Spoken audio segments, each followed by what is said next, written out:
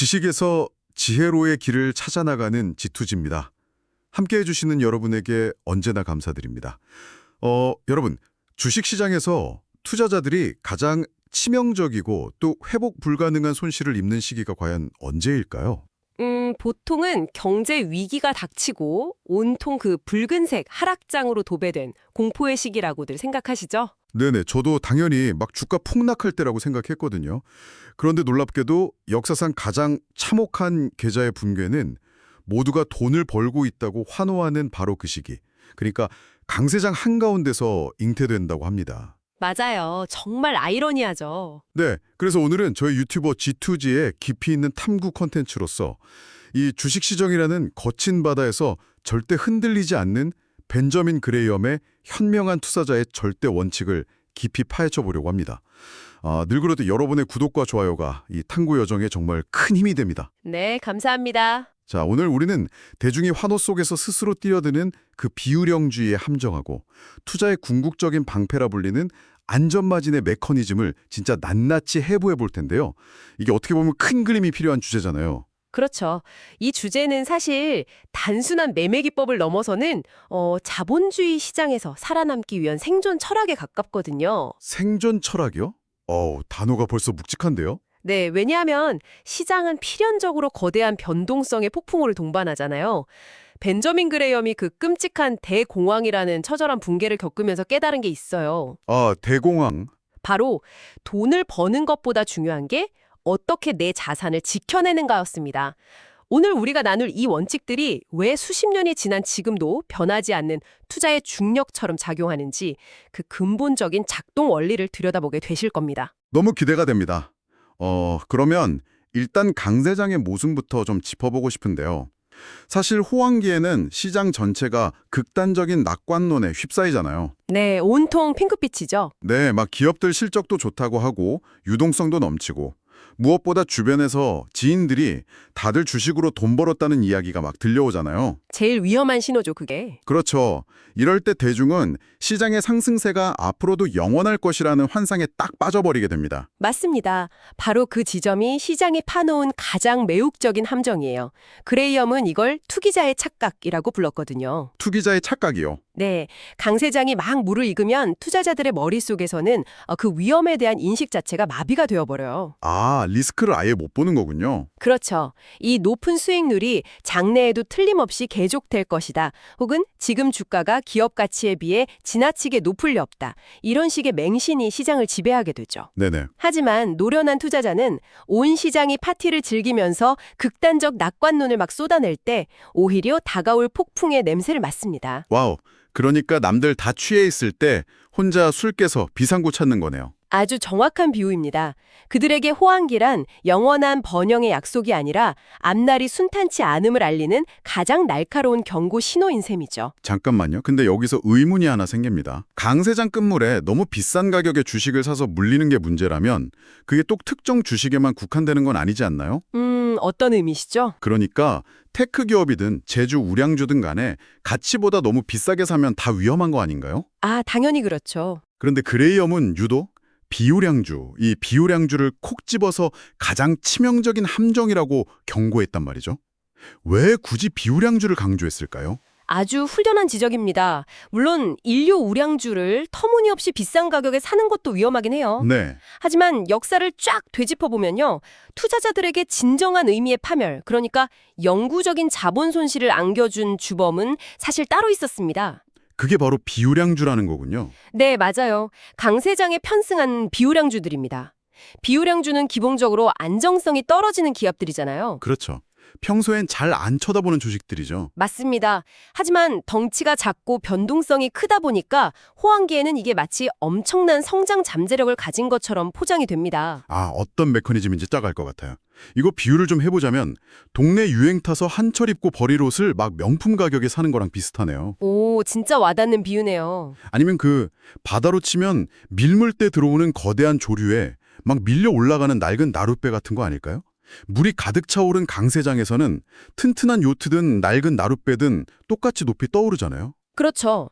물이 차오르니까요. 오히려 가벼운 나룻배가 파도를 타고 더 극적으로 막 쫙 상승하는 것처럼 보이니까 사람들이 거기에 막 열광해서 돈을 던지는 거고요. 아주 정확한 인과관계입니다. 평소라면 적정 가격의 하단을 맴돌면서 철저히 소외받던 그 낡은 나룻배들이 시장 전체의 유동성이 폭발하는 강세장 정점에서는 대중의 표적이 되어버리죠. 진짜 무섭네요. 이때 가장 무서운 마취제가 하나 등장하는데요. 마취제요? 그게 뭔가요? 바로 이 무명 기업들의 최근 2, 3년간의 반짝 실적입니다. 강세장이라서 돈을 잠깐 번 거군요. 빙고, 호황기라는 특수한 환경 덕분에 우연히 만들어진 이 단기 실적을 보고 대중은 이 기업의 내재 가치가 완전히 한 단계 레벨업했다고 착각을 해버려요. 착각을 하고 비싼 돈을 주고 사는 거네요. 네, 그래서 자산 가치보다 아주 훨씬 높은 엄청난 프리미엄을 기꺼이 지불하면서 그 비우량주를 떠안게 되는 겁니다. 와, 파티가 영원할 줄 알고 그 낡은 나룻배를 요트 가격에 사버리는 거군요. 네, 정말 안타까운 상황이죠. 그렇다면 그래서 이게 다 무슨 의미일까요? 조류가 빠져나가고 썰물이 시작될 때, 그러니까 파티가 끝나고 불황의 조짐이 보일 때 이 비우량주들에게는 도대체 무슨 일이 벌어지길래 그레이엄이 이렇게까지 경고를 하는 걸까요? 썰물이 빠지면 암초에 부딪혀서 산산조각이 나잖아요. 비우량주의 붕괴도 아주 명확하고 참혹한 3단계 메커니즘을 따르게 됩니다. 3단계요? 첫 번째는 뭔가요? 첫 번째는 실적 악화에 따른 취약성 노출입니다. 아까 그 반짝 실적이 끝나는 거군요. 맞아요. 호황기의 비정상적인 수요가 줄어들면 펀더멘탈이 약한 기업부터 직격탄을 맞거든요. 가려져 있던 본질적인 취약성이 고스란히 재무제표의 민낯으로 드러나게 되죠. 거품이 거치면서 진짜 실력이 들통나는 거네요. 그 다음 두 번째 단계는 어떻게 되나요? 두 번째는 지지선 없는 주가 폭락입니다. 지지선이 없다고요? 네, 생각해보세요. 인류 우량주의 경우에는 시장 전체가 패닉에 빠져서 주가가 막 떨어지더라도 어느 시점에는 이 회사가 가진 자산과 배당 가치를 고려하면 이 가격은 너무 싼데 하면서 가치 투자자들이 개입을 해요. 바닥을 받쳐주는 세력이 있군요. 그렇죠. 내재 가치라는 튼튼한 바닥이 주가의 하락을 방어해주는 역할을 하는 거죠. 하지만 비우량주는 애초에 내재 가치가 턱없이 부족하잖아요. 텅 비어있죠. 네, 하락을 막아줄 펀더멘탈의 바닥이 없기 때문에 매도세가 막 쏟아지면 주가는 말 그대로 중간에 걸리는 거 하나 없이 그냥 자유낙하를 해버립니다. 끔찍하네요, 진짜. 튼튼한 요트는 물이 빠져서 바닥에 닿아도 모래 위에 딱 서겠지만 나룻배는 그대로 암초에 박혀서 부서져 버리니까요. 그럼 마지막 세 번째 단계는 뭡니까? 마지막 세 번째가 가장 절망적인 영구적 손실 단계입니다. 영구적이요? 네, 불황이 지나고 시장이 다시 반등장에 접어들어서 새로운 강세장이 온다고 한번 가정해보죠. 우량주들은 다시 자신의 가치를 찾아서 전구점을 회복을 합니다. 네, 보통 우상향한다고 하잖아요. 하지만 강세장 최고점에서 프리미엄을 잔뜩 주고 산 비우량주들은 최초 매수 가격을 영원히 회복하지 못합니다. 와, 영원히요. 애초에 진정한 내재 가치에 기반한 가격이 아니었으니까요. 순전한 군중 심리랑 거품으로 형성된 가짜 가격이었기 때문이죠. 결국 투자자는 회복 불가능한 손실을 확정짓게 되는 겁니다. 와, 여기서부터가 진짜 흥미로워지는 지점인데요. 그 말씀을 들으니까 문득 이런 생각이 들어요. 비우량주가 그렇게 위험하고 붕괴 메커니즘이 치명적이라면 그레이엄은 투자자들에게 이런 주식은 아예 쳐다보지 말고 무조건 우량주만 사라고 가르쳤을까요? 그렇게 생각하기 쉽죠. 네, 아니면 이 쓰레기 더미 속에서도 진주를 건져내는 어떤 특별한 예외 조항 같은 게 있었습니까? 여기서 아주 매력적인 부분이 나옵니다. 그레이엄의 위대함이 여기서 빛을 발하는데요. 그는 비우량주 자체를 무조건 악으로 규정하고 배척하지만은 않았어요. 그래요? 대신에 아주 엄격하고 단호한 단 하나의 규칙을 두었습니다. 비우량주는 오직 염가 매수, 그러니까 바겐 프라이스의 기회가 왔을 때만 접근해야 한다는 점을 딱 짚어준 거죠. 염가 매수요? 단순히 주가가 좀 떨어졌을 때 흔히 말하는 물타기나 조정시 매수를 하라는 의미는 아닐 것 같은데요? 네, 전혀 다릅니다. 염가 매수란 평소에 이 기업이 오르내리는 역사적인 중심 가격을 철저하게 파악을 하고 있다가요. 시장 전체가 극단적인 패닉에 빠지거나 특정 산업의 일시적인 악재가 확 덮쳐서 주가가 그 중심 가격보다 비이성적으로 훨씬 낮게 폭락했을 때 그때만 들어가는 것을 말합니다. 그냥 싼 게 아니라 말도 안 되게 싼 가격이요? 맞습니다. 즉, 가격이 기업의 장부상 가치보다도 한참 아래로 곤두박질 치는 극단적인 바닥 상태, 그 상태에서만 이 비우량주들을 편입해야 한다는 뜻입니다. 결국 핵심은 이 기업이 얼마나 대단한가 이게 아니라 내가 이 기업을 얼마나 말도 안 되게 싼 가격에 살 수 있는가 이거에 달려 있군요. 정확합니다. 그렇다면 여기서 우리 청취자 여러분도 당연히 가질 만한 의문으로 자연스럽게 넘어갈 수 있겠네요. 도대체 그 진짜 싼 가격, 충분히 할인된 가격이라는 기준을 어떻게 잡아야 할까요? 뭔가 투자의 궁극적인 방패 같은 게 필요할 것 같은데요. 네, 맞습니다. 이 모든 것을 아우르는 강력하고 절대적인 핵심 개념이 등장하죠. 바로 가치 투자의 알파이자 오메가, 그리고 워렌 버핏이 평생을 걸쳐 자신의 나침반으로 삼았던 절대 개념인 안전 마진입니다. 안전 마진.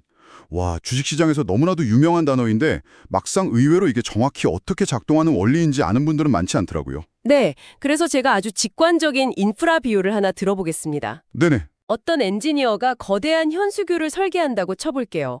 이 다리 위로는 최대 10톤의 하중을 가진 트럭들이 지나다닐 예정입니다. 그렇다면 이 엔지니어는 다리가 딱 10톤까지만 버티도록 계산해서 강철 케이블을 설치할까요? 오, 당연히 아니죠.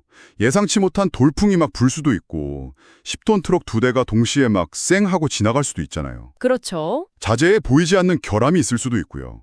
적어도 30톤, 40톤의 하중을 견뎌내도록 넉넉하게 설계해야 정상적인 엔지니어죠. 네, 바로 그겁니다.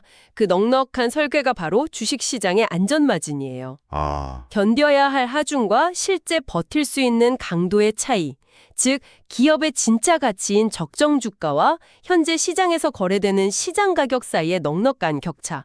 이게 바로 안전마진이 되는 거죠. 그러니까 기업의 진정한 내재 가치가 100인데 시장 가격이 50이라면 그 50만큼의 차이가 내가 틀렸을 때 나를 살려줄 어떤 여유 공간이 된다는 거군요. 핵심을 정확히 짚으셨습니다.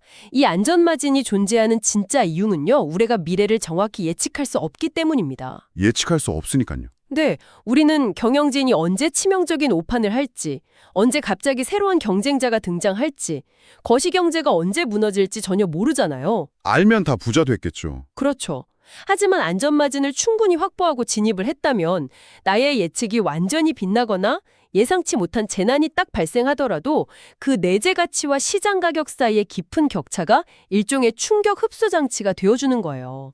내 원금을 방어해주는 완충제 역할을 하는 거죠. 예측의 필요성을 아예 없애준다는 말이 정말 간략하게 다가오네요. 네, 그게 핵심이죠. 그런데 전문가님, 이게 이론적으로는 완벽한데 막상 현실로 돌아오면 약간 이런 반론이 제기될 수 있거든요. 어떤 반론이죠? 아니, 내재 가치란 건 결국 사람마다 계산하기 나름 아니냐. 내가 100이라고 계산한 가치가 사실은 까고 보니 30일 수도 있지 않냐. 이런 거죠. 아주 날카로운 질문입니다. 이 대목에서 여러분도 아마 놀라실 텐데요. 그래서 그레이엄은 이 안전마진을 누구나 인정할 수밖에 없는 아주 극단적이고 보수적인 숫자로 증명하는 절대 공식을 만들었다고 하던데요. 청산 가치보다 저렴한 기업을 찾는 방법이라면서요. 네, 맞습니다. 그레이엄은 가치평가에 개입되는 인간의 그 주관적인 희망 회로를 아예 완전히 차단해버렸어요. 희망회로 차단. 네, 그가 창안한 절대 공식이 바로 순유동자산 가치, 즉 NCAB 공식입니다. NCAB요? 네, 이건 기업의 청산 가치에 기반을 둡니다. 쉽게 말해서 이 회사가 내일 당장 망해서 문을 닫고 모든 자산을 헐값에 다 팔아치워서 빚을 청산한다고 가정을 하는 거예요. 극단적이네요. 네, 그렇게 빚잔치를 하고 났을 때 주주들의 주머니에 현금이 과연 얼마나 떨어지는가 이걸 계산하는 겁니다. 와, 그러니까 아예 상장 폐지나 파산을 가정하고 가치를 매긴다는 건가요? 이거 계산하는 메커니즘이 생각보다 아주 흥미롭더라고요. 그레이엄은 기업의 공장이나 토지, 기계 설비 같은 거대한 자산들은 아예 가치 평가에서 영원 처리해버리죠. 그렇습니다. 그게 바로 파이어 세일, 즉 강제 매각의 메커니즘을 꿰뚫어본 천재적인 통찰이에요. 네네. 회사가 망해서 공장이나 특수기계를 급처분해야 할 때 그거 제값을 받고 팔 수 있을까요? 절대 못 받죠. 고철값이나 받으면 다행이거든요. 그래서 그레이엄은 현금화가 불확실한 비유동자산은 전부 무시해버립니다. 와, 전부 다요? 네, 오직 현금, 은행 예금, 단기 금융상품, 그리고 즉시 팔 수 있는 재고자산 같은 순수 유동자산만을 봅니다. 그리고 여기서 기업이 갚아야 할 단기 부채, 장기 부채 등 모든 총부채를 남김없이 그냥 빼버립니다. 유동자산에서 총 부채를 뺀 값, 그게 바로 NCAV, 순유동자산 가치군요. 그렇다면 만약에 어떤 기업의 현재 주식시장 시가총액이 이 NCAV 값에 근접하거나 더 낮게 거래되고 있다면 세상에 이건 당장 회사를 통째로 인수해서 공장 셔터를 딱 내리고 현금화 가능한 자산만으로 빚을 다 갚아도 남는 돈이 주식을 산 돈보다 많다는 뜻이잖아요. 주식을 그냥 거저 줍는 거랑 같네요. 정확합니다. 그레이엄은 현재 주가가 이 NCAV의 3분의 2 이하로 거래되는 극단적 저평가 기업들을 집중적으로 매수했어요. 야, 이런 기업들의 바구니, 즉 포트폴리오의 분산 투자를 구축하면 수학적으로 돈을 잃고 싶어도 잃기가 거의 불가능해집니다. 잃고 싶어도 잃기 어렵다. 네, 하락할 수 있는 공간, 즉 리스크는 내재 가치라는 단단한 콘크리트 바닥으로 꽉 막혀 있고요. 주가가 정상적인 가치를 찾아서 상승할 수 있는 리턴의 공간만 활짝 열려 있는 절대적인 비대칭 수익 구조가 완성이 되는 겁니다. 와, 이론의 여지가 없는 완벽한 방어막이네요. 공식을 듣고 나니까 정말 감탄이 나오는데요. 네, 대단하죠. 하지만 전문가님, 솔직히 요즘 같은 시대에 빚을 다 갚고 남은 순수 현금성 자산보다 회사의 시가총액이 더 싼 기업이 주식시장에 존재하긴 합니까?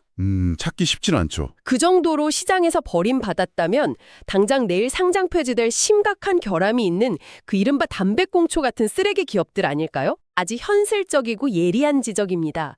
평범한 시장에서는 그런 기업을 찾기가 정말 어렵죠.